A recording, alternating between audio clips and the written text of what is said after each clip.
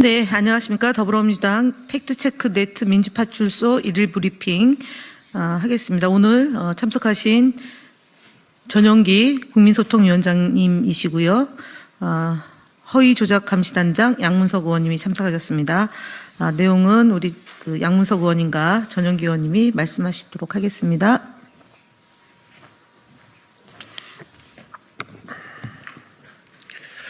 더불어민주당 팩트체크 넷 민주파출소 1일 브리핑을 시작하도록 하겠습니다. 안녕하십니까. 더불어민주당 허위조작정보감시단 양문석입니다. 2월 6일 목요일 민주파출소 현황 및 대응 조치에 대해서 브리핑하도록 하겠습니다. 어제 2월 5일 기준 1일 방문자는 2,692명이며 623건의 신고가 접수되었습니다. 주요 제보 내용으로는 이재명 지역화폐 200조 세금 슈킹과 같은 지역화폐 업체와 관련해서 허위조작 정보가 계속해서 유포되고 있습니다. 문영배 헌법재판관이 3천억을 받았다는 허위조작 정보에 이어 이제는 지역화폐 관련 허위조작 정보의 규모가 3천억에서 무려 200조까지 올라갔습니다. 대한민국 1년 예산의 3분의 1에 해당하는 수준까지 이재명 대표가 돈을 줬거나 그 다음에 심지어 슈킹했다라는 이러한 충격적인 허위 조작 정보, 말 그대로 허위 조작 정보가 살포되고 있습니다.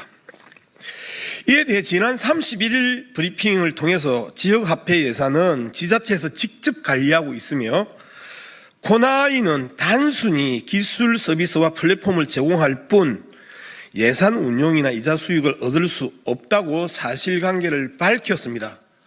그럼에도 불구하고 계속해서 200조까지 이재명 대표가 슈킹했다라는 이야기들이 공공연히 살포되고 있는 이 현상을 우리는 단호히 법적 조치하겠습니다. 허위조작 정보감시단은 지역화폐 관련 가짜뉴스를 지속적으로 모니터링하고 있기 때문에 계속해서 여기와 관련된 살포자들은 반드시 법적 처벌을 각오하고 있어야 될 것입니다. 또한 허위조작 감시단은 이재명 대표가 팔공산 구땅에서 1억 원을 들여서 대선 승리 기원 구설했다고 하는 지난 대선 과정의 허위조작 정보가 또다시 확산되고 있습니다. 이미 지난 대선 과정에서 공직선거법 제250조 2항 위반 혐의로 고발된 사안입니다. 이재명 대표는 대선을 위한 그 어떤 구판을 벌인 적도 없으며 이 또한 명백한 허위 사실임이 밝혀진 내용입니다. 따라서 이와 같은 허위조작 정보가 재확산되는 것에 대해 신속하게 우리는 법적 대응을 해나갈 것입니다. 다음으로 지난 3일 기자회견에서 말씀드렸던 국민의힘 지도부를 대상으로 하는 살해 협박 게시글 작성자와 관련해서 경찰청 사이버 범죄 신고 시스템을 통해 수사 의뢰했음을 보고드립니다. 권성동, 권영세, 국힘당 두 지도부를 향해서 모든 총이 준비되어 있다. 그리고 공개적으로 이들을 죽이고 항교안으로 대체해야 한다. 이러한 글들에 대해서 우리는 그 글 작성자들을 포함해서 여러 명을 수사 의뢰했음을 다시 한번 보고드리겠습니다. 정치적 입장을 떠나서 공당의 지도부에 대한 살해 및 테러 협박은 결코 용납할 수 없습니다. 비록 권영세, 권성동이 이러한 댓글이나 게시글에 대해서 두둔하거나 방관하고 여전히 방치하고 있지만 그럼에도 불구하고 민주주의 파괴와 인권 침해, 생명 위협 이 부분에 대해서 우리 당이라도 그들의 목숨을 지켜야 된다는 최소한의 민주주의에 대한 신념으로 수사 의뢰한 것입니다. 이어 유튜브 신고 접수 현황에 대해서 보고드리겠습니다. 국민소통위원회는 지난 1월 15일 신고한 이봉규 TV의 유튜브 영상이 명예훼손 콘텐츠로 확인되어 삭제 조치되었습니다. 해당 영상에는 이재명 대표가 초등학교 6학년 때 여학생을 집단 강간했다 하는 등의 정말 허위의 조작의 정보를 유포했습니다. 유튜브 커뮤니티 가이드라인의 법적 정책에 따르면 명예훼손에 해당하는 콘텐츠에 대해서는 엄격한 제재 조치가 이루어지고 있습니다.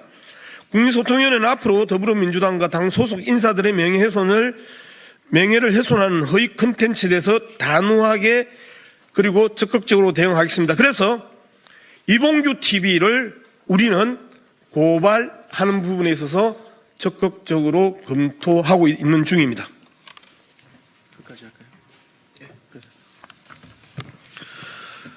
네, 다음으로는 국민의힘 거짓말 시리즈 세 번째 발표입니다. 지난 2월 4일 반도체 특별법 주 52시간제 특례 도입을 위한 당정협의회에서 권성동 원내대표는 미국발 관세 전쟁으로 인한 코스피 급락과 금융시장 불안 상황을 언급하며 정부의 적극적인 대응을 촉구하는 한편 민주당이 경제 컨트롤 타워인 최상목 대통령 권한대행 겸 경제부총리에 대한 탄핵 가능성을 시사하며 경제 리더십을 훼손하고 있다고 주장했습니다. 그러나 이재명 대표는 이미 국내 경제의 심각성을 인식하고 정부의 말뿐인 대응이 아닌 즉각적인 추가 경정 예산 추진과 구체적인 민생경제 활성화 조치를 요구한 바 있으며 최상목 대행이 내부의 부진의 골이 깊다고 인정하면서도 실질적인 행동이 따르지 않는 점을 강하게 비판했습니다.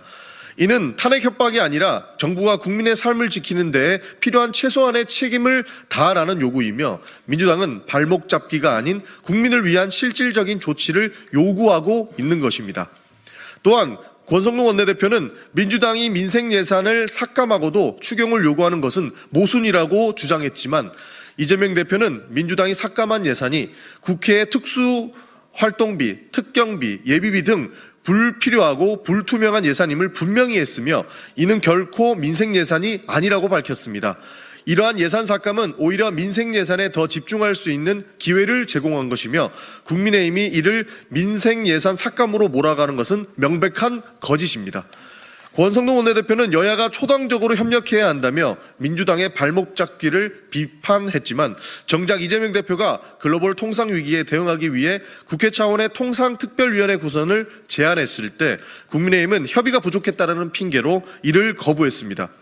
이재명 대표는 이에 대해 협의를 하자고 제안한 것이 바로 협의의 시작 아니냐는 국민의힘의 비협조적이고 무책임한 태도를 지적했습니다. 이러한 상황에서 진정으로 발목을 잡고 있는 것은 민주당이 아니라 오히려 여당인 국민의힘이며 이재명 대표는 국민의 삶과 국가 경제를 살리기 위해 초당적 협력을 제안하고 있음에도 이를 정치적으로 왜곡하고 있는 것이라 할 수 있습니다.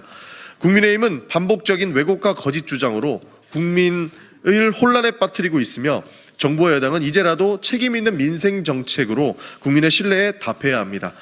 더불어민주당 국민소통위원회는 그리고 허위조작 감시단은 무분별하게 유통되고 있는 허위조작 정보에 대해 신속하고 단호한 대응을 계속 해나가겠습니다. 계속해서 많은 관심과 제보를 부탁드립니다. 감사합니다. 그리고 이외 현안 관련해서 한 가지만 더 말씀을 드리겠습니다. 윤석열 대통령의 행동에 대한 것인데요. 윤석열 대통령의 궤변과 여론몰이가 민주주의에 대한 위협이 되고 있습니다.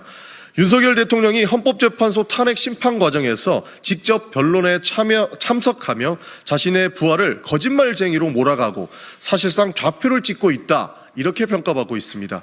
이어 보수 언론과 유튜버들이 이를 받아서 공격하는 모습도 전 국민이 보고 있습니다. 더 심각한 문제는 이 과정에서 윤석열 대통령이 공직자들에게 불리한 증언을 하면 가만히 두지 않겠다는 신호를 보내고 있다는 판단입니다.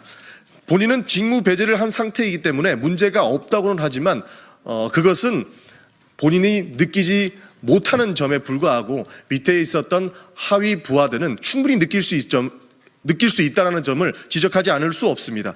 이는 법과 원칙이 아닌 권력을 통해 입을 틀어막겠다는 의도로도 읽힙니다. 이런 행태가 계속된다면 법을 앞에 세운 공포정치로 변질될 가능성도 크다는 말씀 드리겠습니다. 그리고 방어권을 행사하는 것과 사법부에 대한 정치적 압박은 전혀 다른 문제임을 밝힙니다. 윤석열 대통령은 법적 절차를 방패 삼아 선동과 여론몰이로 진실을 왜곡하려는 시도를 즉각 멈춰야 한다라고 말씀드립니다. 법 위에 군림하는 권력은 민주주의를 위협할 뿐이며 결국 국민의 심판을 피할 수 없을 것이다 라는 말씀을 드리겠습니다. 이상입니다.